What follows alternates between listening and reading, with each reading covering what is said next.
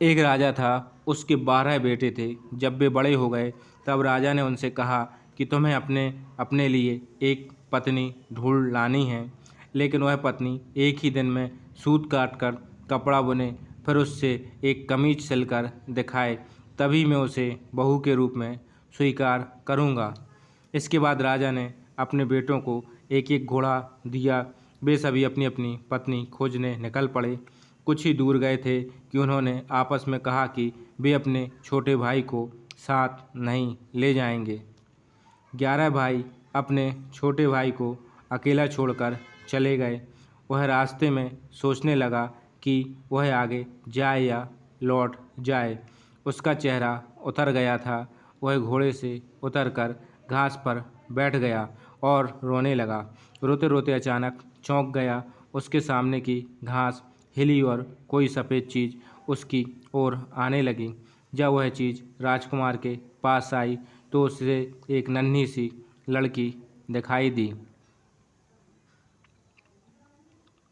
उसने कहा, मैं छोटी सी गुड़िया हूँ, यहाँ घास पर ही रहती हूँ, तुम यहाँ क्यों आए हो?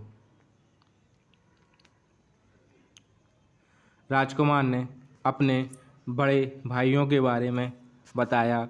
उसने अपने पिता की शर्त के बारे में भी बताया। फिर उसने गुड़िया से पूछा, क्या तुम एक दिन में सूत काटकर कपड़ा बुनकर एक कमीज सिल सकती हो? अगर यह कर दोगी तो मैं तुमसे शादी कर लूँगा। मैं अपने भाइयों के दुर्व्यवहारों के कारण आगे नहीं जाना चाहता। गुड़िया ने हाँ कर दी। तुरंत ही उसने सूत काटा, कपड़ा बुना और एक छोटी सी कमीज लेकर महल की ओर चल पड़ा। जब वह महल में पहुंचा तो उसे शर्म आ रही थी, क्योंकि कमीज बहुत छोटी थी।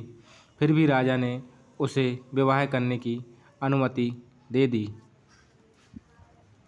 राजकुमार गुड़िया को लेने चल पड़ा।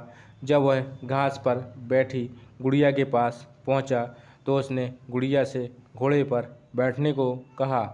गुड़िया ने कहा, मैं तो अपने 2 चूहों के पीछे चांदी की चम्मच बांधकर उसमें बैठकर जाऊंगी।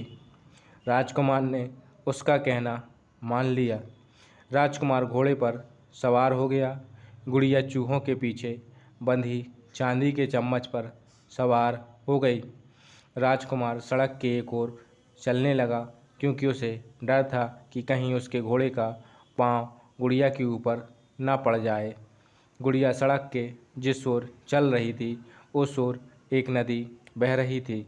अचानक गुड़िया नदी में गिर गई, लेकिन जब वह नदी के अंदर से ऊपर आई तो राजकुमार के समान बड़ी हो गई थी। राजकुमार बहुत प्रसन्न हुआ। राजकुमार महल में पहुंचा तो उसके सभी बड़े भाई अपनी अपनी होने वाली पत्नियों के साथ वहां आ चुके थे, लेकिन उसके भाइयों की पत्नियों का ना व्यवहार अच्छा था, ना ही वे सुंदर थी। जब उन्होंने अपने भाई की सुंदर पत्नी को देखा तो वे भी सभी जल भुन गए।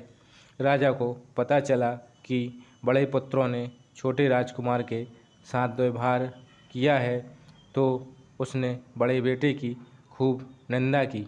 फिर छोटे बेटे को गद्दी सौंप दी। छोटे राजकुमार का विवाह गुड़िया के साथ धूमधाम से हुआ। अब छोटा राजकुमार राजा था और गुड़िया रानी दोनों सुख से रहने लगे।